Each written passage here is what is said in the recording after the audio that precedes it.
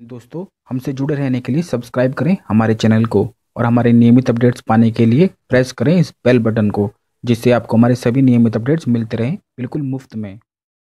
जय माता दी दोस्तों, आपका हमारे चैनल में हार्दिक स्वागत है। आज हम आपको बताएंगे सपनों के बारे में। सावन के महीने में जो सपने आते हैं, विशेषकर आते हैं, तो उन सपनों को क्या मतलब होता है, क्या शुभ होते हैं और क्या अशुभ होते हैं। सावन का महीना काफी पवित्र माना जाता है और इसमें अगर आप विशेष पूजा करते हैं भगवान शिव की तो आपकी मनोकामनाएं भी बहुत जल्दी पूर्ण होती हैं। तो सावन के महीने का एक अलग ही महत्व होता है और इस महीने में काफी लोगों को कुछ ज्यादा ही सपने आने लगते हैं जो उन्हें आने वाले भविष्य के बारे में बताते हैं, आगाह करते हैं। लेकिन काफी लोग इन पर ध्यान नहीं देते हैं।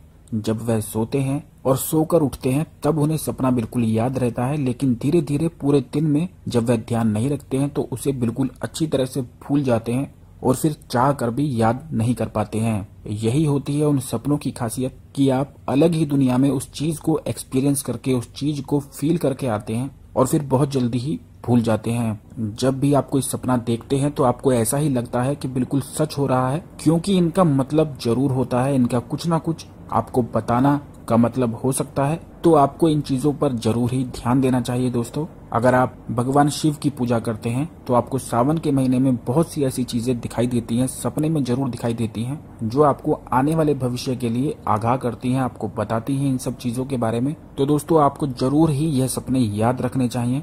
जब भी आप सोकर उठते हैं तो उसी समय याद कर लिया करें कि आपने क्या देखा है, क्योंकि अगर उसी समय आप याद नहीं करते हैं और अपने दूसरे कामों में लग जाते हैं तो बहुत जल्दी आप उस सपने को भूल जाएंगे, जिसका फिर कोई भी फायदा नहीं होगा। तो सबसे पहले उसे याद कर लिया करें। कई बार ऐसे सपने आते हैं जिनसे किस्मत बदल जाती है, बहुत जल्दी बदलने लगती है, जो आपको आने वाली खुशी पहले ही सपने में दिख जाती है। तो सबसे पहला सपना है दोस्तों शिवलिंग का। शिवलिंग या शिवजी खुद सपने में दिखाई देना बहुत ही अच्छा सपना माना जाता है और यह सपना सिर्फ भाग्यवान लोगों को ही दिखता है। या फिर शिवलिंग या फिर शिवजी पर अगर आप कुछ अर्पित करते हुए दिखाई देते हैं आपको अपने सपने में, तो भी यह भाग्य को दर्शाता है। बहुत ही भाग्यवान लोग होते हैं जिनको ऐसे सपने दिखाई देते हैं। अगर आपको ऐसे सपने दिखाई देते हैं तो दोस्तों आपको बिल्कुल निश्चिंत हो जाना चाहिए, किसी भी बात की चिंता आपको नहीं लेनी चाहिए, क्योंकि ऐसे सपने लंबे समय से चल रही परेशानियां भी खत्म कर देते हैं और कैसी भी परेशानी आपको नहीं होती है।